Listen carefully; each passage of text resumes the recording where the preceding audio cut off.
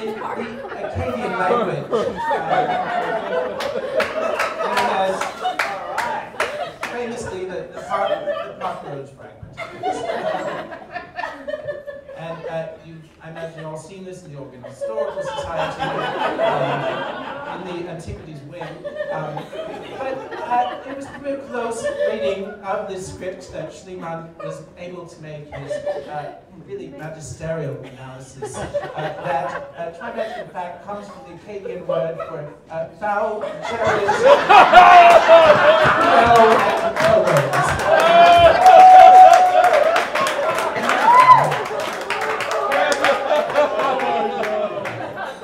I hope you'll correct me if you see any errors in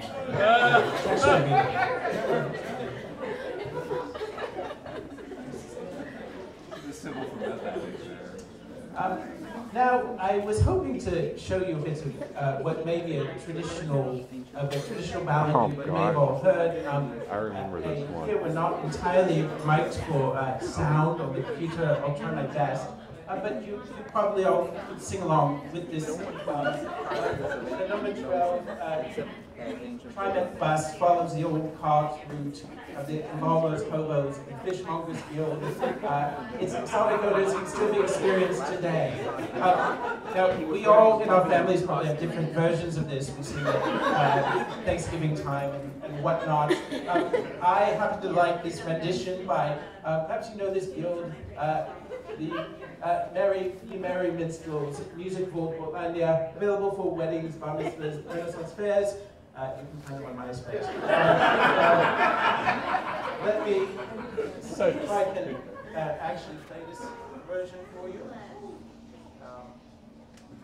So they've warned me when I'm entirely wired for sound properly here. So let's see what happens.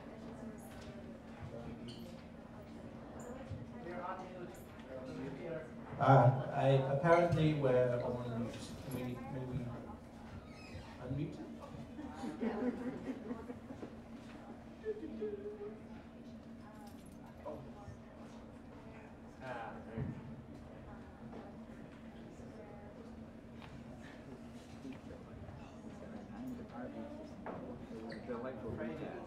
And then we have pictures of a Renaissance painting of a meal, that kind of thing. We're running on an 18th century internet.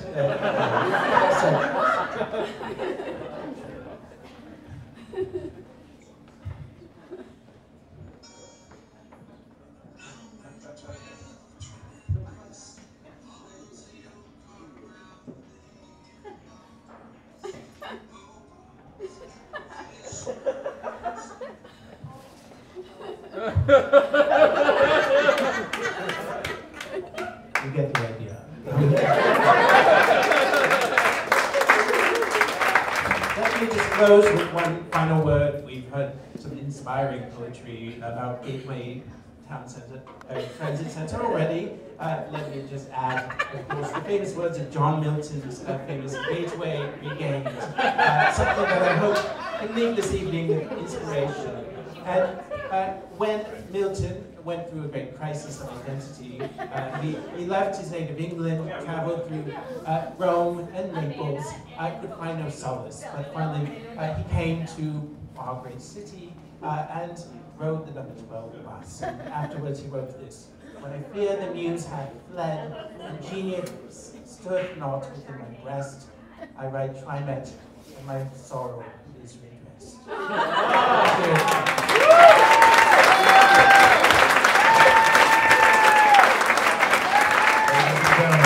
Johnson, Professor Lipschitz, ancient poet disease. And we have another very special guest this evening. We have Dan Christensen joining us. Now, can we talk about the fact of your current employer? No, we will not specify that he is currently a TriMet driver, nor will we specify that he has to be one of my favorite tweeters on the Twitterverse. So, ladies and gentlemen, Dan Christensen.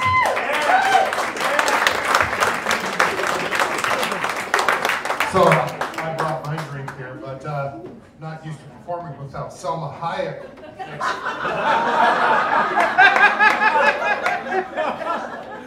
Hang on a minute. I got wine for you. With enough wine. With enough wine in the internet, even she will. So, I'm going to tell you about the other side about driving the bus. And what it's like to drive a bus. Because you'll hear from these pansies, these wimps, these meow. Oh, how hard it is to commute 4 hours a day. Oh! I'm an extra board driver. I drive 10 to 16 hours a day. Oh! Except if I doze off, people die. Doze off while driving. 4 hours! Whoa! Oh, God! And of course, oh, he saw some naked man giving him a blowjob. Oh! Oh! I call that Wednesday. Jesus! I can't believe it. All right, that would shock a normal person. No, I've got a defense against this stuff. I see this stuff, you know, I see the guys doing the sex thing, and I think, hey, everyone needs a hobby. That's what I do. That's what I think. And you see, I see the flip side. I see the other side. I see the heavy woman with no teeth in the front of the bus telling me, so my boyfriend and I were getting hot by the back door, but some geek was looking at us. This freaky weird person was staring at us like he never saw a woman get fingered on a trombone bus. He had a notepad. He was scratching the Holy crap. You know, that's, I have some notes here, because I'm an idiot. And that's my defense. I have to say that my defense, when all this is going wrong and people are doing weird stuff on the bus, you gotta get some defense there as a bus driver. See, my trainer, Pete, he's a great guy. And he always said, gotta have that firm control voice. I'm like, is this Dune? What? No, you gotta have that, hey, you, what are you doing? Are you supposed to have that diaper in your head? Hold your kids. Don't let them hang from the bar. You have to have that control. And I thought, control. That's the secret. To be the bus driver, I'll be the guy in control. I'll be driving and I'll be in control. And then stuff happens. Like in 2008, we had the big snowstorm. Blows in. And I'm at the top hill of 82nd, looking down towards Sandy. And there's 12 buses, like a jigsaw puzzle, strewn across the street. And I look down and I go, oh crap, I gotta go down there. What am I gonna do? A normal person, that would freak out. But when I'm driving the bus, I'm not Dan Christensen, happy guy. I'm Dan Christensen, Og, the caveman bus driver. Because when my hand touches the wheel, the IQ drops in half.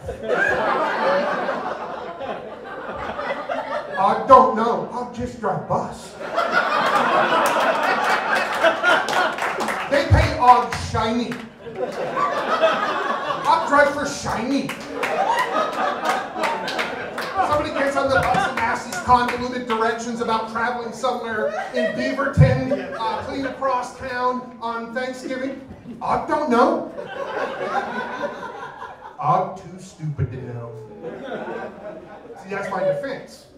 Because somewhere out there is the dumbest bus driver TriMet. It's got to be me. See, it helps. And I'm on the top of that hill looking down, and the ice is there, and I'm just like, okay, here we go.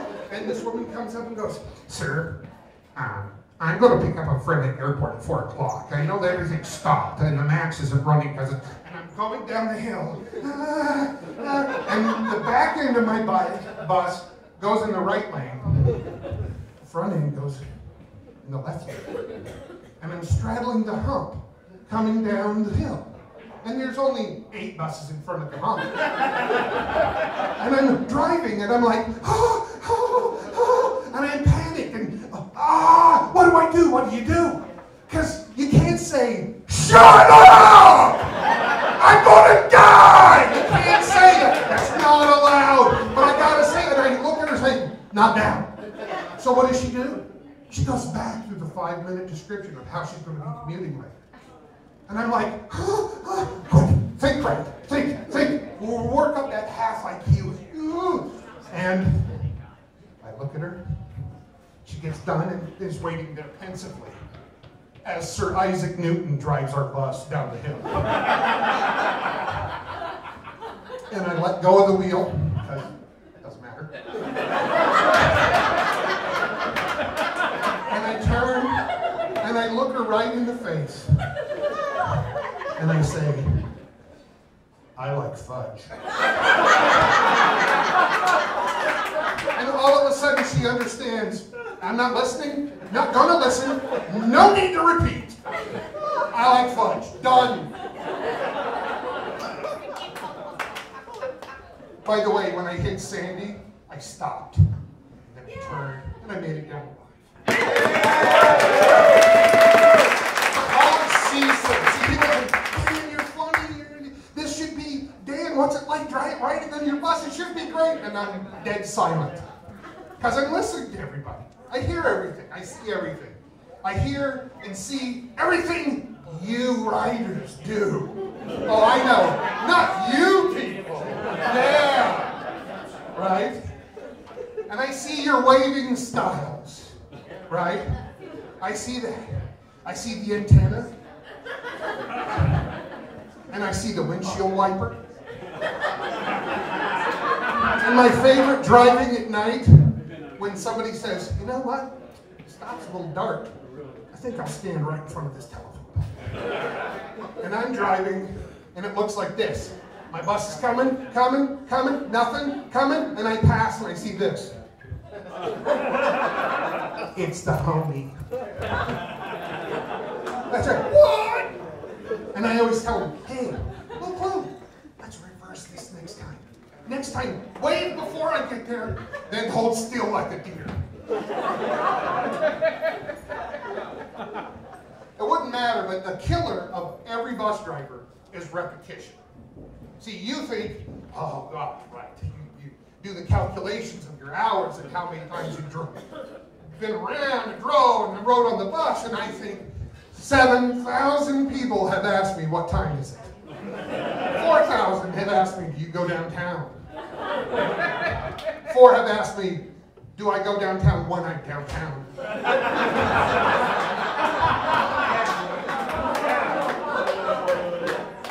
And I see all this stuff, like the smokers have to take that super puff before they get on the bus.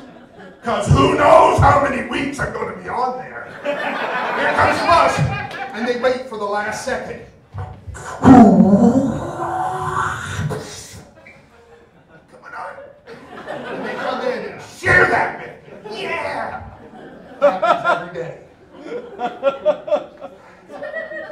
The person who's late, who takes 5 minutes to get their money out and put it in the nest. Why are you late? Yeah.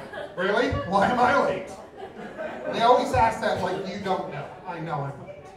The bus drivers call me El Tortuga for a reason. But you're guaranteed to get there almost alive. So, the 71 is one of my favorite buses. That guy can do math. 71's a good one. And one night, it's always, the bad thing is when I leave Og behind and I get excited, I'm like, oh, I get home and watch Doctor Who with my granddaughter. I'm so excited. And I'm driving. And this is about racism. I'm going to type out that. Yeah.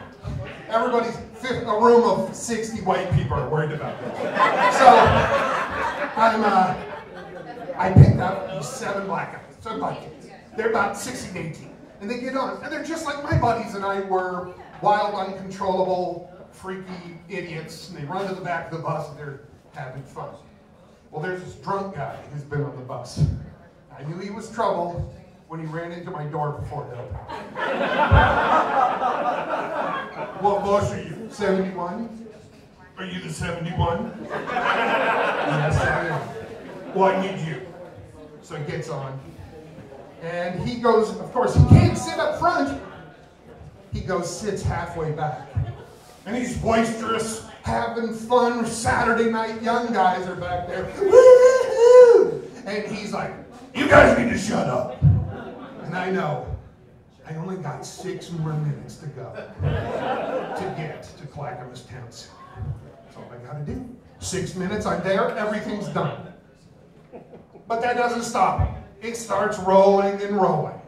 And he's going at them. And soon these guys are actually showing some great control. They're not getting all fired up and mad. And he's getting madder and madder and madder. And I'm thinking, I only got 5 more minutes to go. Maybe I can get to the end without having to talk to anyone. My dream. So I'm rolling, and he finally, I hear him say something like, you guys don't know anything. You know how many women I've slept with? That's the scale. Yeah, and I'm thinking, okay, do I interfere? Again, the kids, they're not doing anything. They're like, this is a dumb, drunk guy. And he's going on, and then finally one of them says something, and I hear, what did you say? That's the word that tells you something's bad in the bus stop. And somehow someone's really worried about what did you say? What? And they get all, ooh. And he goes, my mother was a saint. She was awesome. You have nothing to say about my mom. My mom was great. And he says, you people don't know what you're talking about. You fucking, And then I said, uh-oh. First of all, this is one guy and 6 18-year-old guys who could probably pound his head in alone each. And I'm thinking, oh, come on. Work it up, work it up. Yes, 4 minutes to go. And I think this isn't in the training manual for TriMet drivers. They don't prepare you. Okay, page 4. Drunk white guy gets on bus. What do you do? No training, no preparation. And the only way I can think of solving this is to make that guy mad at me. To change his focus to the bus driver. Because then I'd only have 3 minutes to go. You can say anything you want to me, I'm good. Oh, whatever, I've heard it all. So people say bad stuff, I'm like, is that all you got? Woo! So, I'm driving along, and I look back there, I said, give him my best, in control. Hey, what are you doing? Are you supposed to be doing that? You know what happens when people cause racial issues on my bus? And he goes, you don't know anything. He's a fat fucking bus driver. That's what my daughter calls me. I'm like, ooh, oh, he used the F word. And I'm like, oh, well, I'm working. It's working, right? He's now mad at me. And I go, I'm not fat, I'm big bone. And then he goes, well, you don't know shit. I said, no. Oh, believe me, I do. And he goes, oh yeah? How many women did you sleep with? And I look at him, I said, including your fucking mother?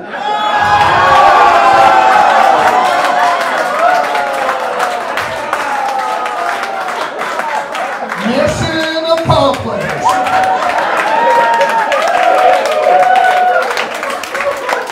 Next stop, Clackamas Town Center.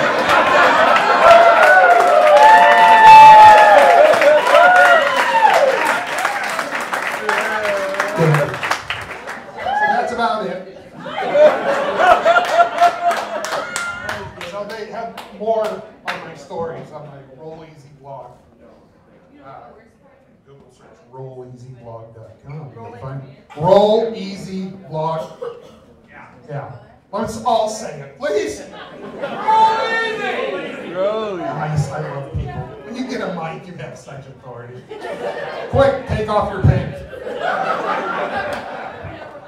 Okay. Anyway, that's it for me. Thank you.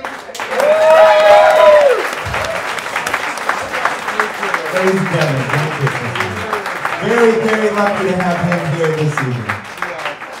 And next up, we have our dear friend, Bill Lasher, who will be joining us and sharing some stories as well of his exploits on TriMet. The man just recently parted with his car, so he is bound, and I don't think he's a biker, so he is bound to TriMet eternally at this point. Ladies and gentlemen, Bill Lasher. No, I'm a biker, but I'm a chicken too, so I'm a fair weather biker, and I'm proud of it. But if anybody has a lot of weathering equipment, it's fine. I'm actually not going to probably talk too much about riding TriMet because there's a lot of humanity out there in the world in terms of transportation and whatnot. So, I had a big disaster last night. I don't really need to get into it, but it involved a flooding toilet and vacationing neighbors downstairs and things spilling on their loan documents for their newly purchased home. So I didn't get to prep quite the way I might have liked tonight because, you know, I did it at the last minute because that's what I do. I'm a journalist. And so I was trying to figure out about what I was going to write about. And the thing that I realized is I went back and I read everything I've ever written about transportation, and transit, and getting around, and TriMet, and riding the Max, and how great it is, and riding the bus, and how great it is, because I don't fucking care what I ride. It's a fucking bus. It's a fucking rail thing. As one of my thesis advisors told me in grad school, the train, in this case the subway in Los Angeles, is just a fucking bus without rubber tires. Or maybe it's the other way around. Maybe the bus is a train without rubber tires. I don't care. The point is, it's conveyance. But what I've come to realize is that riding a conveyance, riding a Max, riding a bus, riding even an airplane is this unique experience that is really only the first paragraph in my notes. And that experience is the sense that when you're on a conveyance like this, you're in your own place. You're going from here to there. You're not riding, you're not trying to like drive a car, you're not trying to ride a bike, you're not trying to get yourself somewhere. You're just in your own little world, so it becomes its own place. And I've talked about this a little bit actually on the Sprocket podcast about riding a train, the Amtrak. And what I've come to realize is that there's this sort of like experience that happens where you get advice, you meet people, you become your own person. You're in this world that isn't Portland, that isn't Chicago or LA or Glacier Park or wherever you're going. You're just on the train. So you meet people like Miles Uris, who's the guy who told me that it's okay to wear sneakers to a wedding, even if your shoes are on. This is the kind of advice you get. It's the kind of thing where gay, Jewish, 75-year-old, balding men who used to sell shoes, and despite being balding, wear buttons that say, "Stop losing hair, ask me how." This is the kind of man who, you know, who you meet on one train, and then a year and a half later you meet them on another train, and they become your best wingman on the train. Because there's so many ways that you can operate when you meet a guy like Miles Uris. You know, you're riding on a train, you're sitting there at Union Station, you're sizing up your competition, you're identifying your enemy as we heard tonight, you're identifying your friends, you're identifying the people you want to stay the fuck away from, because they're going to come up to you on the train at some point and tell you about this wonderful business deal that they're doing and why they're in Portland and why they're going back to California and why they just traveled back and forth and back and forth and back and forth between these places to tell you about ambulance riding and the way that locksmiths can best use ambulances for their business, and the way that really it doesn't make sense to ride it, to fly in the plane because there's just some conspiracy here, some conspiracy there. You learn everything when you're on the train, and you also learn how to babble like I'm doing right now. So Miles Urens. I'm at the station, I'm sitting there, and I'm sizing up my competition, I'm sizing up my friends, I'm sizing up everything that is happening there. And I see this guy. Look at him. Stop losing hair, ask him how. God, I really need to know that. Like, I'm getting this little thin spot here. I need to figure this out. I know this guy. I met this guy. And it turns out I met him last year on my way down to the fellowship in Berkeley on the train. And Miles and I had spent hours and hours together on the train. He was sort of like the mayor of the train. I'd been sitting next to him, and I don't know if any of you have ever ridden an Amtrak, but there's that moment when you're on the Amtrak where if you're on the Superliners, those are those two-story ones, you go downstairs and there's like this big bright light at the top of the stairs. If you're trying to sleep anywhere, that's not where you want to sleep. So Miles and I were seated in that spot. And at every single stop, whether it's like Chico at 3 in the morning, or Sacramento at 7, or wherever the fuck it is, someone stops and says goodbye to Miles. So we become friends, and we meet, and I realize that Union Station and I've met it before. One of the things I do in my writing is I mix up narratives, I mix up timelines, and I mix up subjects. So I'm going to jump from Miles to Mystique Diggins. And Mystique was a woman I met on the way back from this trip to Southern California. Now, Mystique is a self-admitted beauty school dropout.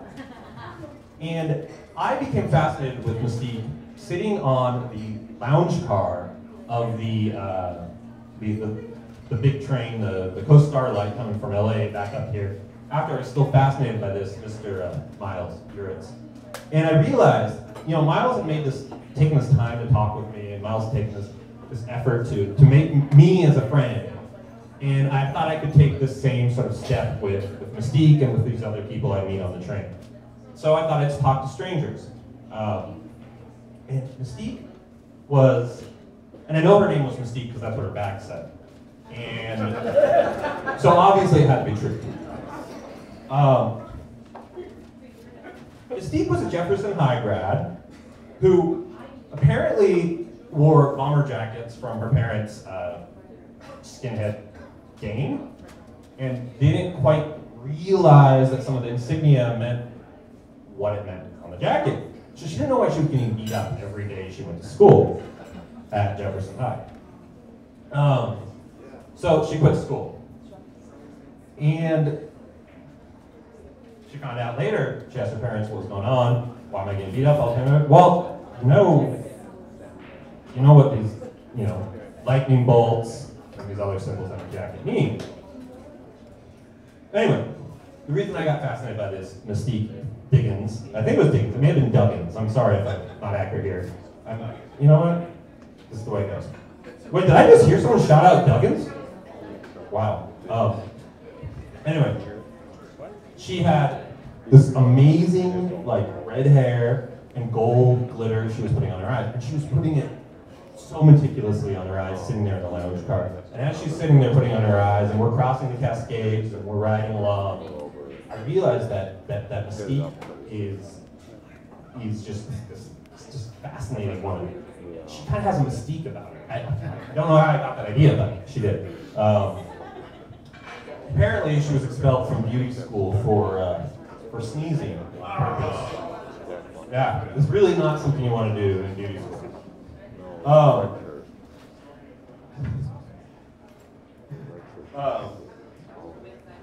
Yeah. Sorry, guys, I'm having a little bit of trouble here. So you meet people everywhere you go on this train. You meet people like Miles. You meet people like Steve. You meet people like the young Dutch woman that I met who was traveling around the country after having gone to Potter World in Florida, and she was reading Harry Potter fan fiction on her phone. She apparently could only talk about Harry Potter, and she could only sort of like associate the world in terms of Harry Potter. And when I say young Dutch woman, I don't mean like, well, I guess I just blew it there with woman, but when I would say young Dutch girl, I don't mean like a 12-year-old. I mean like a 26-year-old woman that I'm about to flirt with on the train turns out to only talk about Harry Potter. The thing is, I've been thinking a lot about trains and about transit and about buses and about Max, and you don't get to experience this if you drive, if you bike, if you fucking walk. So maybe this is why I don't bike. Maybe this is why Doug thinks I don't bike, is because I'm too busy like watching the people around me in these ways that I get around town, and I know I'm babbling here, and that's because I had a fucking like flood last night at my house. But I want you guys to think about what it means to take transit and what it means to transport yourself. We use this word transit, and obviously there's a connection with the word transition. It's the space that we occupy in between point A and point B. And it's the space where you can be yourself, you can experience, people who are really fascinating examples of the way the world works. You can meet people who are, people with like long, interesting lives. This guy Miles, his dad was 100 years old, he was 75, and he still took the time to talk with this like 30-year-old dude who was traveling through the world. And you meet people like Mystique who had some mistakes in her life and fucked up a lot and wasn't afraid to admit it and be very proud of herself and be very proud of the fact that, she was a beauty school dropout and she can make this own identity for herself. And whether that was an honest identity or not, I'd like to think it was an honest identity. This is who she was. And while it happens on Amtrak, it also happens on the Max in all these shorter experiences. It happens when you're traveling from North Portland to Old Town. It's going to happen tonight to each and every one of you who gets on the bus and gets on the Max. There's going to be someone who, if you stop and ask them what the fuck is going on and what their story is, they're going to talk to you. And if they don't talk to you, that's part of their story. And the reason they don't talk to you is part of their story. It just happens on a more compressed scale. Anyhow, I'm your sort of like interim experience after Dan Christensen. I don't know who's going to come next, but the thing that I do urge you is don't listen to the Kick-Ass Oregon History podcast about the Halloween thing with earbuds in your ear after your toilet's plugged up, because you're going to get a whole fucking flood in your apartment.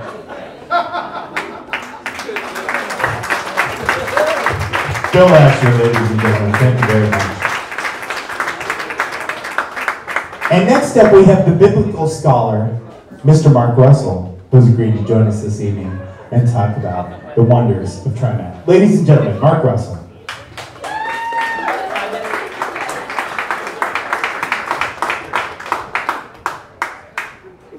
Okay, so this is going to sound a little weird, but my best friend in college had a collection of Macaulay Culkin heads. It was back when Home Alone had just come out on video cassette, and all the video stores had these giant cardboard cutouts of Macaulay Culkin and the various robbers for Home Alone. And he would go into the video store, and if he couldn't find a movie, he would just, when he's walking out, he would just rip the head off the cardboard stand. Consolation prize. Or sometimes he just put a ski mask on, just go running into the video store, snatch the head off, and turn around and go running out. Cops never caught him. So one day I went over to his apartment, and he's like, "Come here, I want to show you something." So I go up there, and he pulls out like 20 of these. We lay out a towel, and he lays down like 20 of these like Macaulay Culkin heads, these cardboard Macaulay Culkin heads, all in the sort of Edward Monk-like scream.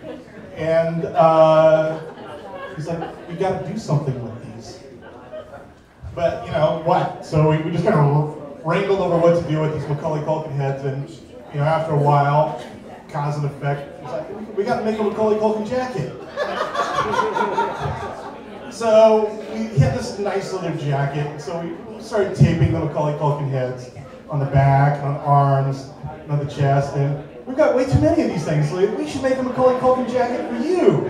So we made a Macaulay Culkin jacket for me with the heads all over, and we're admiring each other, and like people need to know about this.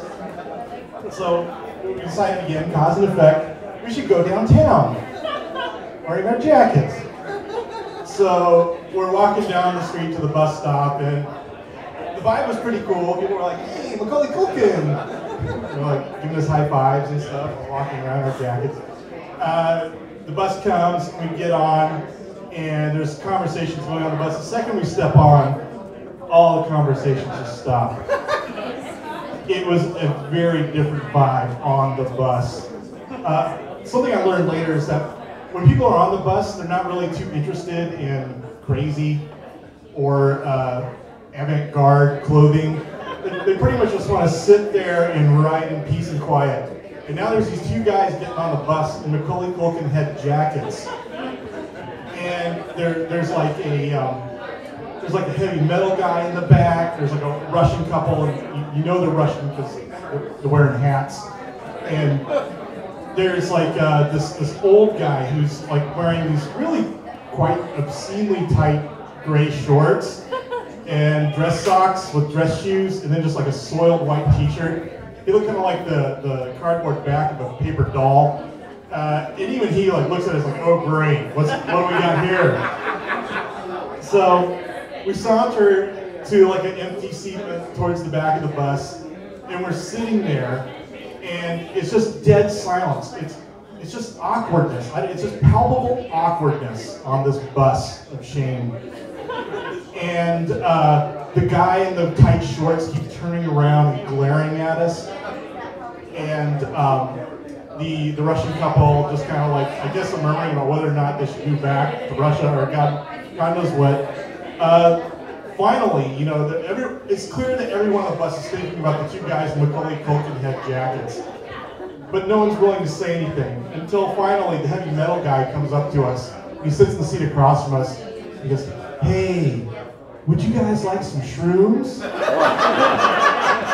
Which, you know, I suppose if you're going to sell shrooms to anonymous strangers, the guy in the Macaulay Culkin head jacket is probably a pretty safe bet.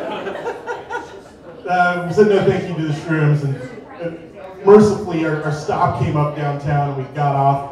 As we got off, the guy in the tight shorts and the black dress socks and shoes finally comes running up to the door, and like waves his finger at us and says, "You two ought to be reported!" And you know, you just kind of suck the whole joie de vivre out of the showing the world our Macaulay Culkin head jackets. So I was like, "Do you feel like doing this anymore?" He's like, "No, this is just awkward." But we couldn't even get back on the bus, so we just had to walk home in our jackets. It was, in a way, kind of the worst night of my life. Sorry to end on such a downer, but that's my story.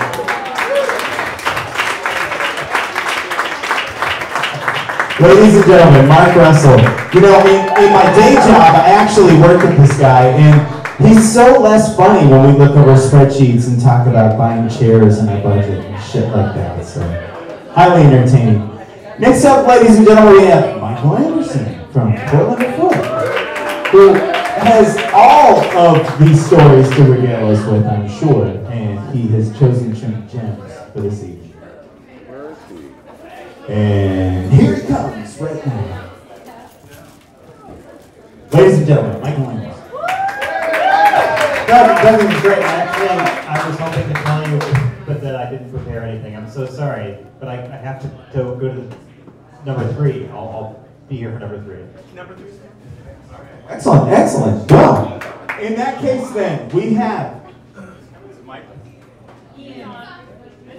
Is it on? Is it on? Excellent. In that case, we have Ian Studi, also known as Ian the Stud, since he's the man who raced a fucking bus on the bike, if you'll remember from the last Humanity on Wheels, and he fucking won, no less. Ladies and gentlemen, Ian.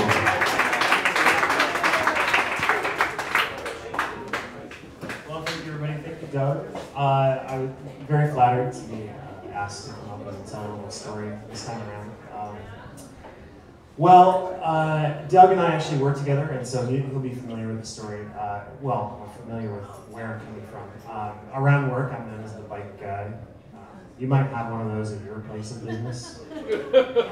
They're starting to get kind of popular.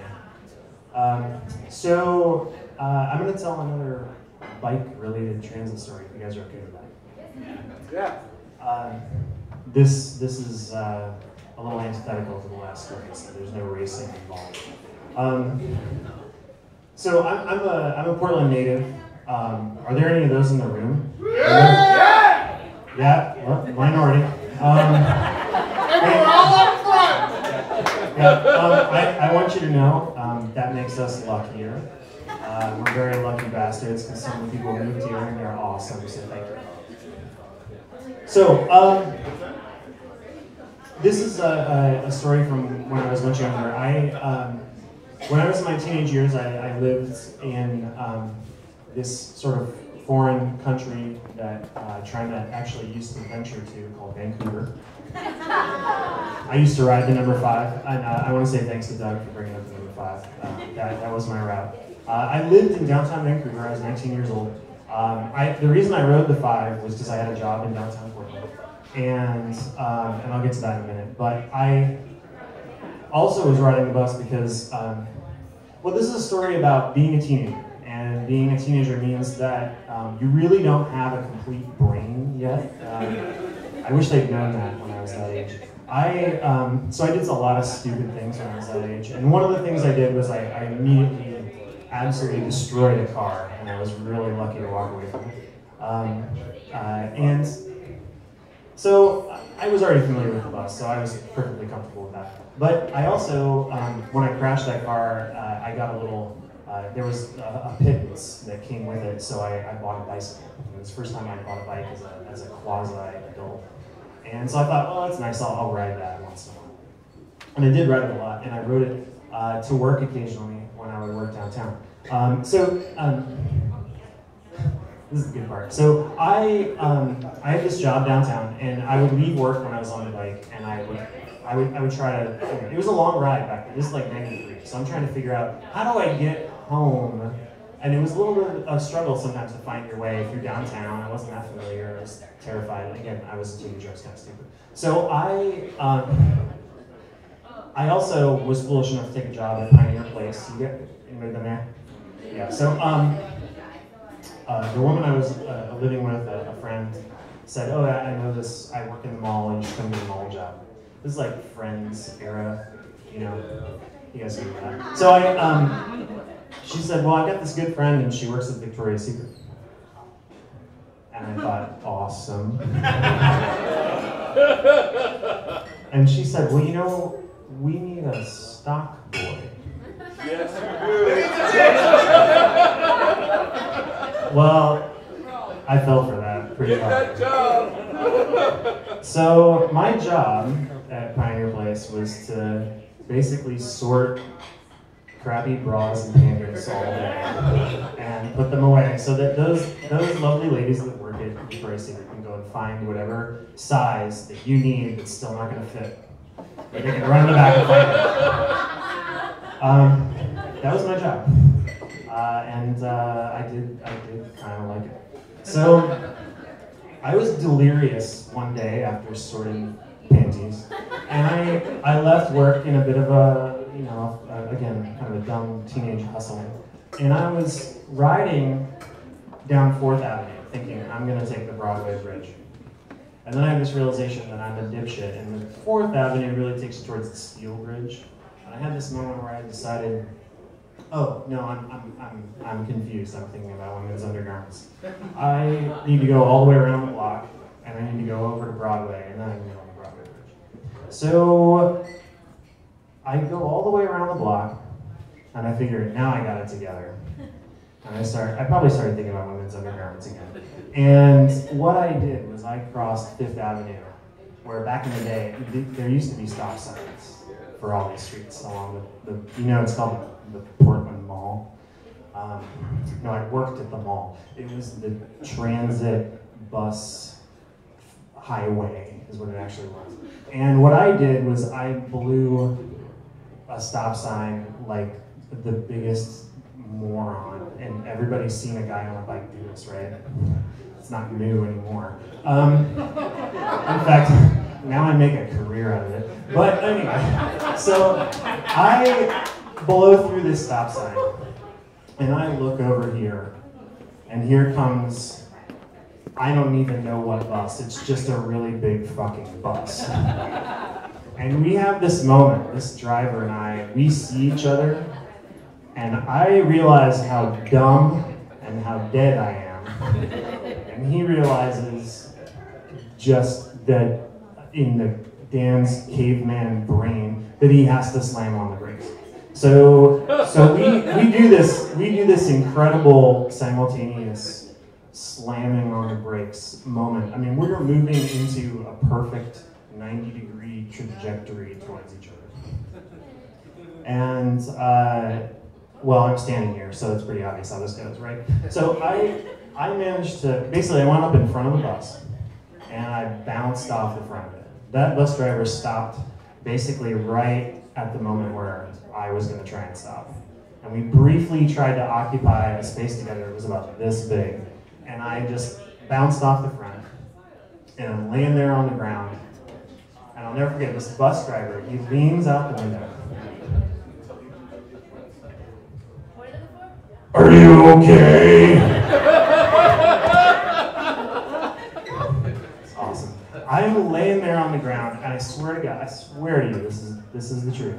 The first thing that comes to my mind is, I really wish I had my Superman underoos on.